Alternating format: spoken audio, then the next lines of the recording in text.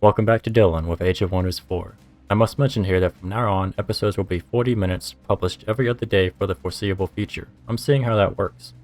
Anyway, let's continue the journey of Saiya Bonebreaker and the Deatheaters in episode 3.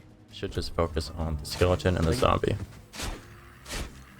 Looks like they're focusing entirely on the zombie actually. As I thought, that Dark Warrior did want to attack our Dark Warrior. Let's cancel the retaliation of this warrior. And then let's use the skeleton to finish him off. Good deal. Let's bring in the charge on this defender right here with a flank. Do a bunch of damage, finish him with the zombie. Good deal. Let's get some shots with the pursuer. And this should be enough to charge him with the Dark Warrior and finish him off. Alrighty. We did a pretty good job that time. I think we took almost no damage whatsoever. Man, I forgot to dismantle the outpost in City of Blood, so let's go ahead and let's start that right now. There we go. Come on now. Come on. There we go. Finally. That took a lot of work. We can also expand City of Blood, so first thing we're going to pick up is going to be the farm, of course. That'll boost the outpost and allow us to grow faster so we get more yields quicker. Then we're going to go and crush this stack over here to the east. Step right here. We're going to leave the skeleton behind in friendly territory so that it can heal faster. Everyone else though is going to go ahead and move towards that stack. We've got Pact of Loyalty with Hollow, so a little bit closer to upgrading them to a proper vassal. We could pick up the Call of Chaos to give us a unit every time we defeat an infestation, but we don't yet need that, so we're going to hold off on it. We'll probably do that right before we're about to take out the Ritual Circle right here. And we'll of course want it for taking out the Dragon's Lair. Maybe we'll get something special out of the Dragon's Lair. The Ritual Circle is currently patrolling, whereas the Dragon's Lair is recovering. So it looks like it's actually under attack from somebody. So our vision with Hollow has given us contact with War Queen Ascara Spine Splitter. She says that she's not impressed and she wants us to tread carefully. Well, we're not too concerned about her. She is almost certainly ahead of us at the moment, of course, because she's an AI on brutal difficulty. But she actually feels threatened by us, interestingly enough. I don't see any particular reason to give her a welcome gift or a threatening welcome, so we're just going to ignore her for now. And let's actually take a look at her in comparison to us. We are currently 7th in every way except expansion. Well, actually number 1 in expansion, interestingly. Number 4 in magic, number 6 in military. She is number 2 in military, 4th in expansion, 6th in magic, and 4th in economy. Which is pretty powerful. We could probably win against her in a one-on-one fight. Looks like she came from the northeast somewhere, beyond this Everwell ancient wonder. So she's probably over here. City of Skulls finished its shrine, and we're starting to get some negative city stability penalties. So I think what we're going to do here is we're going to go into the Town Hall level 2. This is where you first start to ignore the negative city stability penalties. You get no economic penalties. Once you go up to Town Hall 3 and you get the Overlord Tower, your provinces won't be able to defect from you at all. You should be good with the Town Hall 2 until about negative 60, negative 70 city stability, because it's at negative 80 that your provinces will start to defect. So we'll pick up the Town Hall. Our gold income increased quite a bit because we got the outpost dismantled, thank God. And thankfully they are fixing that in the next patch. Should be a super easy clear, so we're going to go ahead and pull our Dark Warrior a little further to the east, closer to this Ritual Circle. We want to fight them pretty soon. And the auto assault should be able to take care of this. Indeed, with basically no damage. We got some gold out of it too, and some souls. Can't quite yet reach the Oracle of Woods, that's alright. We'll see if we can't clear the Oracle of Woods on the next turn. Ascara is a barbarian culture, so we're going to have to watch out for her. They're all about killing people. We unlocked Brand of Wrath, so we're going to start casting that right now. It's going to take us 1 turn to finish. And then for knowledge, what do we want to pick up? I think it's time to start getting Soulbind Army so that we can get more souls. We're going to need 200 souls in order to get Whiteborn Transformation, which is going to be our major race transformation. So we'll start that immediately. City of Blood can annex into the province. Let's see what we want to pick up. Let's go ahead and get a Forester stretching towards the north. We want to get closer to these ocean provinces to pick up the fishery provinces so that we can get the special fishery buildings. And then City of Blood can also expand. The obvious choice, I believe, is a quarry to increase our production capacity, so that we can build all those buildings quicker. Let's go ahead and also pick up basic seafaring, why not? So now we can cross the oceans. I'm not interested in excavation at all, but I am interested in expanding our population in City of Blood, so I'm going to spend a little bit of Imperium to attract population. and then I'm going to build a mana conduit to get more mana per turn. Now we're definitely rolling in mana. We could summon even more skeletons if we really wanted to. In fact, I think I'm going to start doing that. I'm going to start building more skeletons immediately. It'll cost us a couple souls, but that's alright. The more people that we have to form our front line, the more people that we can focus on the back line as well. I'd love to pick up another hero, but I just can't afford it right now, unfortunately. Let's pop over to this watchtower and meet a hostile free city, Silverwall. So they are underground disciples of Silverwall. They'll fight for their own freedom and stand against anyone who threatens them, even when they're led by a Queen of Skulls like us. That's alright. We will nourish our fields with their blood, not their fields. So they are to the southeast. They'll send some raiding parties from time to time. I'm not too worried about that. We need to deal with this ritual circle. By that point, the Dragon Slayer is probably going to be attacking us, so we need to have a defending army to deal with that. But we can probably siege them down in not too long. Oh, and the Shrieker's Tomb. Interesting. There's some production that we can grab real quick too. Oh, I'm just out of range of that army, thank God. So let's take a look inside the Oracle Woods and see what we got. So you enter a forest of glowing crystal formations showing eerie reflections of you and your troops. As you keep going through the forest, memories overwhelm you. Reflections of yourself fade into visions of the past, present, and future, into memories of the good and bad things that you have wrought. Your troops weep and wail, apologizing to their own mirror images. Then, the visions start to take physical form, as creatures appear from the crystal maze. Your troops scramble and shout in confusion as their reflections come to life and reveal themselves to be mirror mimics. So these units actually copy your units. Using the Mimic ability, you can transform into a target enemy non-hero unit, copying all their status effects and their enchantments. They get stronger when they become a lower tier, and weaker when they become a higher tier. So let's see what we want to do here. So we could enter battle. It'd be kind of high risk at the moment. We could spend some mana to have resistant attackers, so that all of our units would have pulse resistance. I think that's what we're going to do. We're going to spend some mana. It looks like we got 2 Mirror Mimics, and then 2 Phantasm Warriors, and a Wisp. This battle might be actually kind of dangerous, potentially. This Mimic ability is notable in that it doesn't take any action points. They can use a Mimic ability at any point in time, really. Let's see what the AI does. They lost 2 units in that fight. Well, let's give this a manual shot. Let's see if I can't do better than that. I'm pretty sure I should only be able to lose maybe 1 unit, hopefully less than that.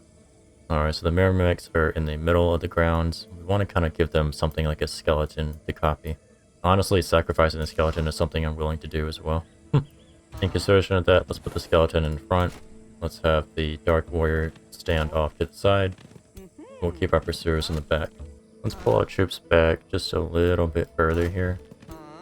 I am intentionally risking the skeleton on purpose. I'm totally fine with that. We don't actually have any mana to spend on spells. We spent it all. Let's go ahead and throw some Soul Fire. That'll spend 10 souls, which is a lot, but it is some kind of spell that we can use. The target enemy unit will sustain 10 frost damage and 10 fire damage. Its adjacent units are dealt 50% of that damage. We'll target these dudes right here. I gave the Phantasm Warriors Fortune. Put the skeleton into defensive mode. Let's throw some fire down range. Alright, and everybody else should be in the clear to not get mimicked. They should target just a skeleton, even if this mimic runs up to here. 1, 2, 3, 4. He can't reach anybody else. So hopefully they should just mimic the skeleton and nobody else. There we go. There we go. That's exactly what we wanted. We did not want them to mimic the Dark Warrior, just a skeleton. Skeleton's gonna die in the next turn, pretty much guaranteed, but I'm totally okay with that. We got range on this unit right here. Only 40% chance. If we step forward, that increases to a 60% chance. I think it's probably a better choice than standing where we are. So let's do that. Good deal, we got them. If we charge them, we should be able to kill them completely right now. So we'll do that. Took care of them. Skeleton is going to go into... Skeleton's going to eat a corpse, actually. I think. Yeah, let's eat a corpse. Then let's go into defensive mode. Let's step forward to here with our pursuer. Let's try and get some shots on this Astral Wisp. That took care of one of the unit models. Fantastic. Our hero's going to get attacked by the skeletons here in a second, but that's alright. We're going to step to right here with our pursuer, and then see if we can get some shots onto this Phantasm Warrior, most likely. Yep. So they're weakened now. And then let's get some round. We're going to throw some magic bolts from Saiya at the Phantasm Warrior. Hopefully kill some of their people. We did. Good deal. That's all of our units. Let's see what they do next. Skeleton's probably going to die. This skeleton's probably going to come in and attack Saiya. And then probably not much more than that. Come on. Live. There we go. I wanted the skeleton to absorb as much damage as possible. Fantastic. A good miss. We can charge and kill this Astral Wisp right now. Let's do that. Awesome. Let's get some shots down range on this skeleton. Or miss. That's alright. Let's step forward with this pursuer. Get some hits going onto this skeleton, which is right next to our ruler. More hits, please. Okay. We cannot raise undead because we're touching him. And if we move, we can't raise undead either. Let's go ahead and just take that opportunity strike. We don't really have a choice here. Pull away. Let's rotate towards them. Let's get some major damage on the Phantasm Warrior. Or miss one of the shots. That's okay. So the Saiya's going to get hit quite a bit here. I'm okay with that. Or our Pursuers. That's also okay. Yeah, they're targeting the ranged units. That makes sense. Our Dark Warrior is stunned from the Astral Wisp. Let's see if we can't kill the Phantasm Warrior. And then let's see if we can't heavily damage this one. If we move the Pursuer, they might get killed. I can eat the corpse right here. Get some hit points. Let's do a quick stab onto the skeleton to kill it. We need to pull this soldier back. To here. They're gonna get hit pretty hard. Let's pull them back further. I don't want them to die. Oh, hello, Mimic. You came back to life. I didn't realize that they would do that. Alright, let's see what happens next. Okay. Just one hit. Good deal. Let's wipe him out. I'm gonna try to delay winning so that I can get my skeleton back up. I might as well. Which is this one. Welcome back to the fight. Let's pull back slightly. Can get hit pulling back, but that's alright. The more damage we can do, the less damage they can do. Yeah, so this battle's won. We haven't lost any units. We got the skeleton back up. Let's put him into defensive mode. And then he's going to do a little bit more damage to Saiya. That's all good. Now we have him dead to rights. Just going to shoot him a couple times and then finish him off with the... Almost finish him off with the skeleton. Then pull back and shoot him. Mimic came back to life. Alright, that's alright. Let's charge him down. Get some more shots and finish him off. Awesome. Alright, we took a good amount of damage, but we didn't lose anybody, so that's the main point.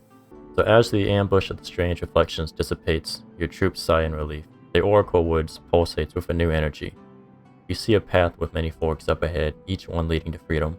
The crystals shimmer and your troops smile as the new reflections show fond memories from their past. If only for a moment, they find solace and peace within this forest of crystal. You go to take a closer look at the crystals yourself. The reflections of the Oracle Woods now show fond memories of the past. You gaze into the crystal and remember. Well, we get knowledge no matter what. 139 of it. So we could remember getting some gold. We could remember gaining a Spirit Wolf unit. We could gain the Executioner hero item. A tier 3 battle axe, interesting. So it has a special ability. It has a chance to kill tier 1 to 3 units instantly. It increases with the amount of health the target is missing. It's an interesting choice. We could get a good deal of mana to replace the mana that we lost, but I'm not too concerned about that. Or we could gain some city stability for a little while. I'm not too concerned about that either. I think in this case we're actually going to take the gold. May not agree with that. The hero item might be a better choice, but what we can do now is we can actually recruit one of those heroes that we've been meaning to recruit. And who I want to get is almost certainly Farios Venom right here. Yeah, so let's recruit Farios. There we go. And let's take a look at their abilities real quick. He hasn't actually chosen any abilities quite yet, except Magecraft 1, which I'm totally cool with. The Farios, I want to take Resistance 1, and then I want to take Fire Evoker on him. We're going to station him as Governor of the City of Blood as well to get an extra 2 production and 6 knowledge per turn. And then we're going to have him ride towards the east to join our forces. We absolutely need to pull back into our territory to get as much healing as possible. And our ruler, Saiya, gained a level. She's made it to level 4, so let's give her Distant Evocation, so that all her mage abilities have +1 range. The Brand of Wrath is ready, so let's cast that right now to give our skeletons cold a week. It's going to cost us a little bit of extra mana, but that's okay. So now our skeletons and our zombies should have Brand of Wrath. I know the skeletons do, but we'll find out when we raise a zombie. Alright, we picked up Soulbind Army, so we can cast Soulbind onto enemy armies on the world map so that we can get more souls and we can increase our damage against soulbound units if we have the right unit enchantments. In terms of the next tome, we're going to have to definitely go with the Tome of Pyromancy. Pyromancers are absolutely fantastic with their Flame Strike ability. It's a 1 hex radius AoE, has a 90% chance of inflicting burning, which does 8 fire damage every turn, and there's some nice abilities that synergize with that burning effect, such as Immolate, which gets an extra 10 fire damage if the unit that it's targeting is burning. That's also a 1 hex AoE. So we're going to go with the Tome of Pyromancy. Let's see if they've got anything to say to us for flavor text today. Fire is sacred. It is the beginning and the end. It is passion and destruction. It is life and death. Harness the essence of the flame. Watch it bring your enemies to smoldering ruin. Behold the beauty in the ashes. As the inferno burns the land, so does it give soil vitality, bringing life from destruction wherever it spreads. So we're of course going to start with the Pyromancers. You will also notice the Searing Blades here. Something I just now noticed myself is that we get plus 20% damage against targets that are burning. This works on melee units. So we're going to pick up Searing Blades eventually, but we're going to start with Pyromancers, because I love Pyromancers. We need to keep healing in our territory at the moment, although we might be able to strike out and take this army using a separate army stack. We also have enough Magic Origin units that I think picking up the Magic Origin unit reduction is going to be worth it. So we went from like 36 mana to plus 42. We're not yet facing off against any enemy heroes. We will pick up Knowledge Extraction when that does happen. City of Skulls finished its workshop, so I think what we're going to do now is probably get the Experimentation Chambers rolling next. Alternatively, we could go for the Storehouse for faster growth, but we could boost the Storehouse using a Forester.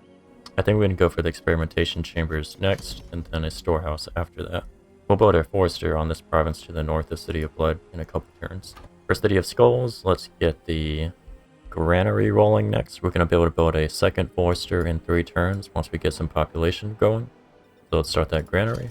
So Hollow is now a proper vassal, so we're getting their Astral Dew as well as their Arcanium Ore, which means that we have plus 20 world map casting points, and hurrying our units is 25% cheaper. It won't be long, and then we'll be able to integrate Hollow as a proper city, although we're going to deal with that Astral Rift in not too long. The main issue I found on Brutal, especially in the early game, is just the infestations. The AI itself is more of a problem in the mid game. Alright, we're healed up enough that we want to start heading east to take out the Ritual Circle. We don't yet have any invading armies sent from the Dragon's Lair. They're still recovering for some reason. I'm quite happy that I'm not getting attacked by dragons right now. So we're going to send our armies to the east. Going to keep them still pretty close together though. And right now, according to the game, we have about 900 army strength. In reality, it's a little bit higher just because I can play it better. We've revealed Claw Mark Cave, an ancient wonder. We can get Storm Scale Serpents and Plague Serpents. So let's go ahead and let's pick up this treasure in the water here pretty quick.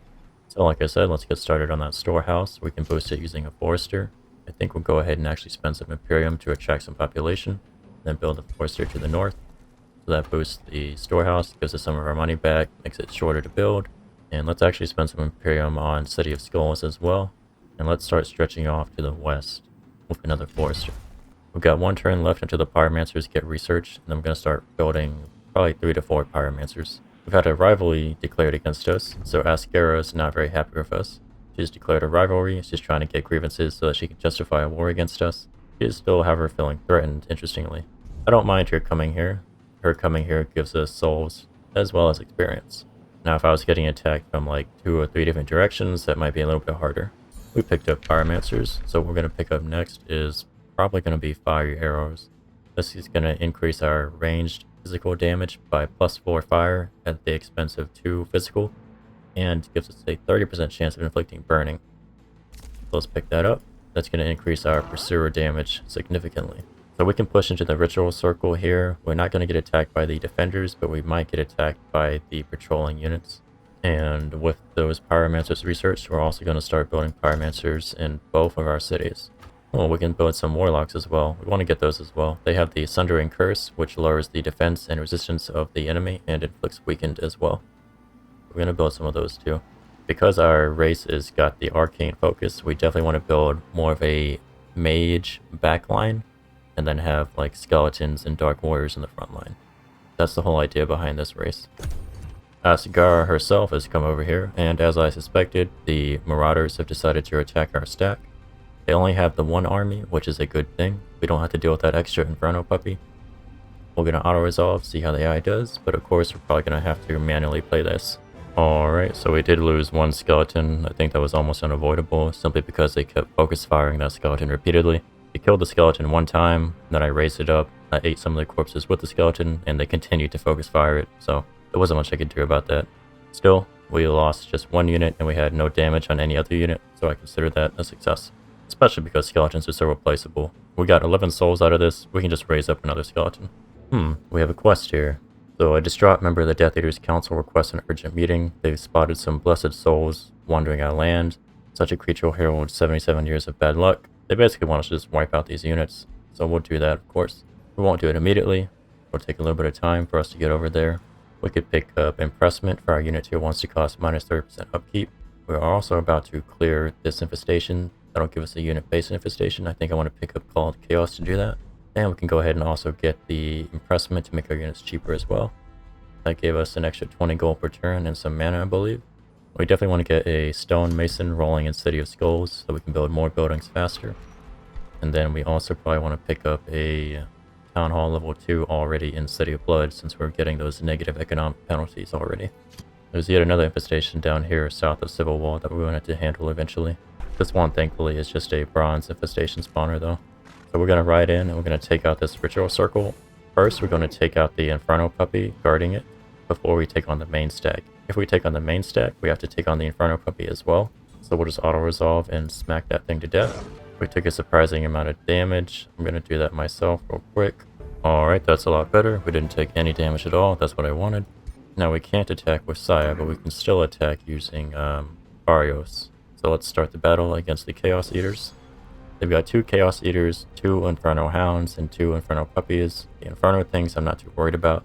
The Chaos Eaters can actually flip negative status abilities, negative status effects, into damage, so we need to watch out for those. I'll go ahead and give the AI a chance, but we're probably going to lose a couple units. Oh, AI did pretty well actually. You know, I'm fine with this. We did pretty good. I'm not sure I could do better, honestly. So I'll accept that. We got ourselves a White Wolf. That might be better than the Unicorn in my opinion, just for thematic reasons. The White Wolf does give Frost Resistance, Pack Hunter, so melee attacks deal plus 20% damage per friendly adjacent unit, but unfortunately Saiya is not a melee unit. So we might want to just stay with Unicorn, keep the White Wolf for somebody else. And then a Gremlin, which is a pretty cool unit to have. So I'll take that. We'll merge the Gremlin into Saiya's stack, and then we got some level ups to distribute. Barrios reached level 4, so we want to give him Distant Evocation, and then Saiya should be at level 5, so let's pick her first signature skill. I'm really hoping for Summon Undead here, so please give me... Nope. Unfortunately, we did not get Summon Undead. So we could go with Draining Blade, but that's a melee ability. I think Summoning Elemental is just the best choice that we can make, because Virulent Outbreak is kind of counterproductive. It often affects my units. Assassinate is a melee ability. Blink we already have with the Unicorn. And Restoration is alright. You can also revive a dead unit, which is a pretty good ability. So it's Restoration for a revive, or Summon Elemental, which is always good, at least so far. I think in the Wyvern patch they're going to be making summons have a time limit before they go away. So summoning won't be quite as good, but it'll still be pretty good. So do I want Materium Affinity or do I want Order Affinity? Let me think about that. Materium Affinity would make our outposts cheaper to build, and that would start getting us going down the path of making our cities stronger. But Order Affinity gives us extra bonuses for clearing infestations, it gives us a Whispering Stone, more money from vassals, but having those summons is just such a strong thing. I think I have to go with the summon, at least for now.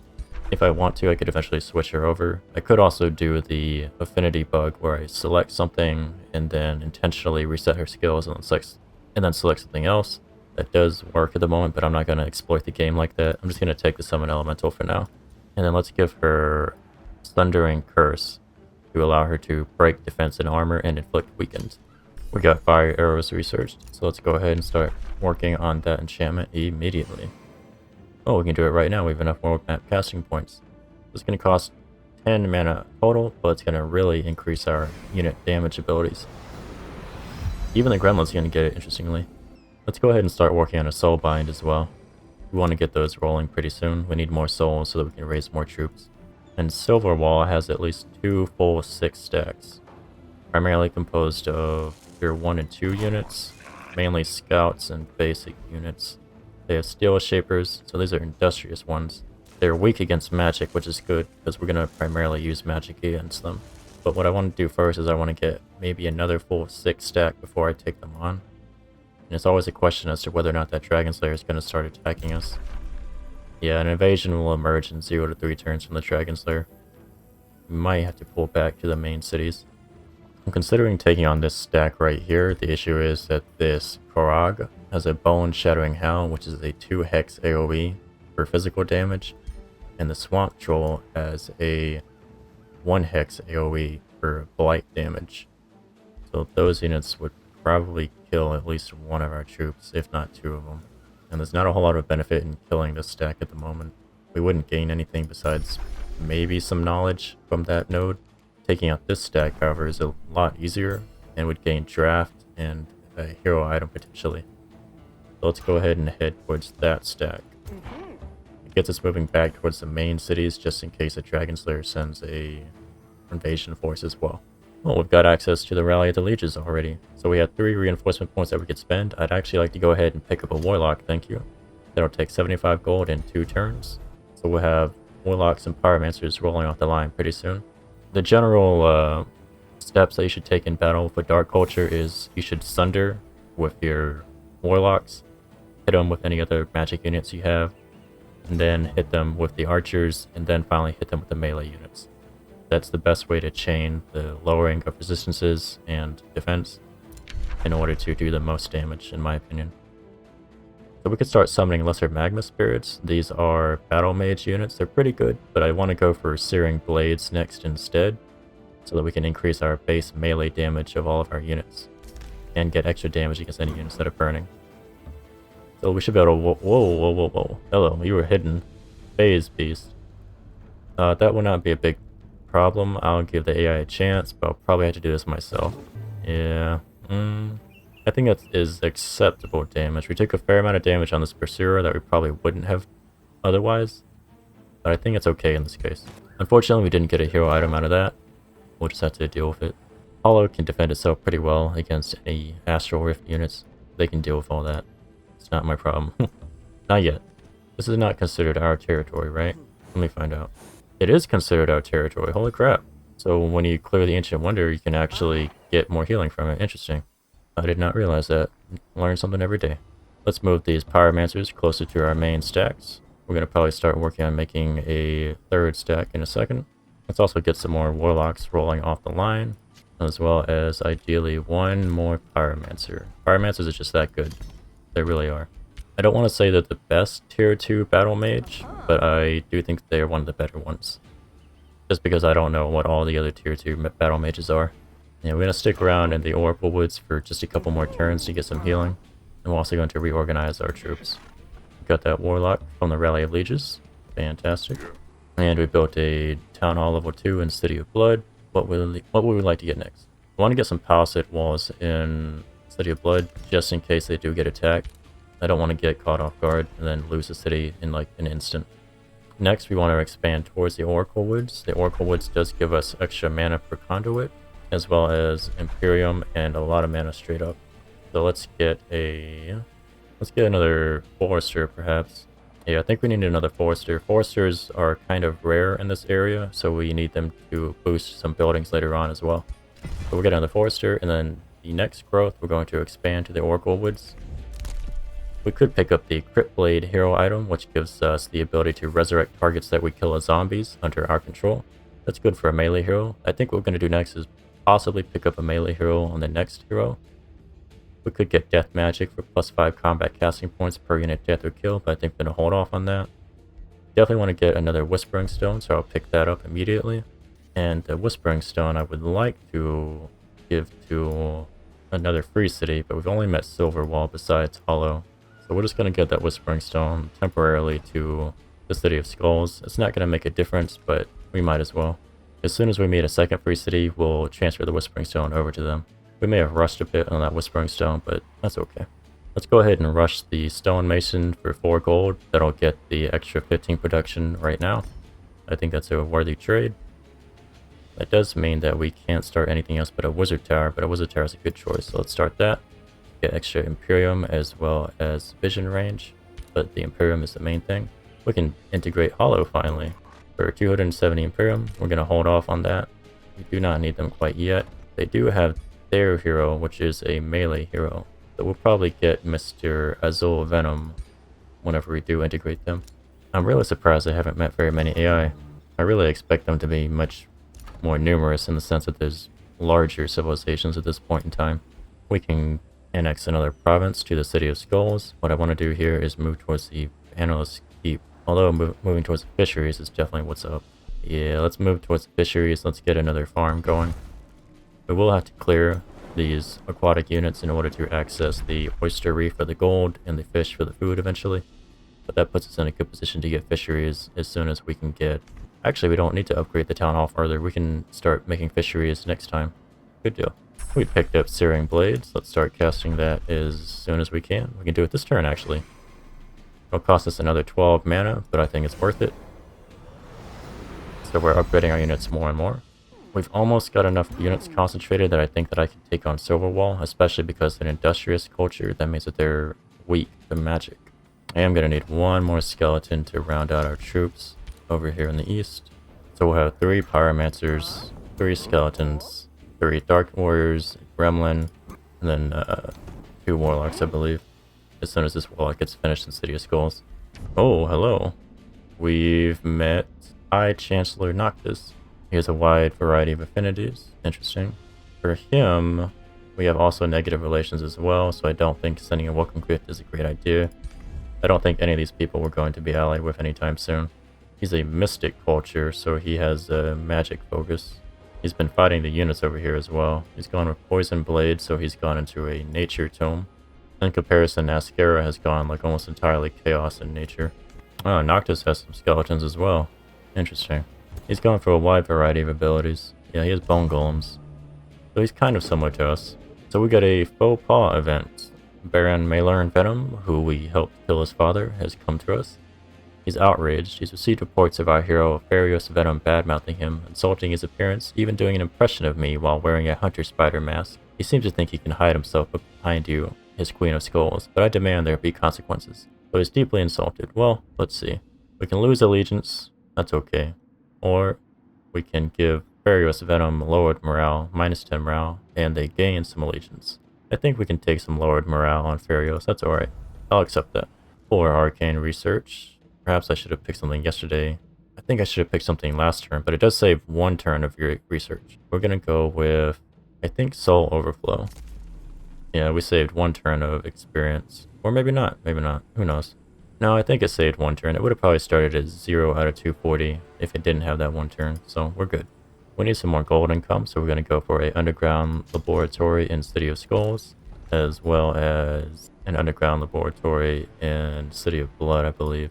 If we had a second farm, we could boost that, though. But we're going to start building it now. We're going to get a second farm in 3 turns when the population grows. And because we're about to start engaging the Silver Wall forces, we're going to get knowledge extraction to get 50 knowledge per level of heroes defeated in combat. Free cities do have plenty of heroes to throw at you. Yeah, they've already sent a war party, so they're going to have a force coming from the southeast right here towards City of Blood. We're going to meet them and absolutely crush them. It looks like there's actually a free city over here to the west of the Dragon's Lair. It'd be pretty cool if Noctis would get... Oh, Noctis is actually pretty close to the west. Interesting. I thought he was a little further away, but it's not a bad thing. If it comes to it, we'll probably end up going to war with him. Or he'll come to us, most likely. We don't want to build any more units. We're down to plus 77 gold net and plus 28 mana income, so I don't want to build anything else. He's actually building an outpost over here. Holy crap, dude. It's a little aggressive, don't you think? But hey, the AI does what it does. They like to build outposts close to your borders in this game. So we need to break Silver Wall, and then we're probably going to go war.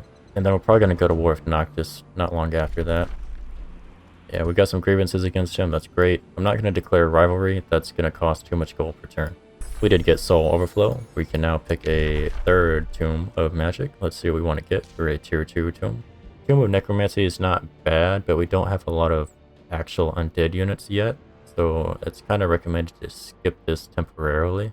I'm kind of thinking that Amplification might be the way to go. Amplified Arrows gives you 30% of your damage bounced to a nearby unit within 3 hexes. This affects the ranged and skirmisher units. This also spreads the weakness debuff that the pursuers use. We can also get Amplify Mines to trade city stability, which we don't care about for knowledge. That's a great choice. Astral Blood is pretty cool for getting Attunement Fortune, which gives us critical hit chance, which allows us to get our units stronger every time a spell gets cast. Chain Lightning's pretty good. Frenzying is good to increase our Battle Mage damage.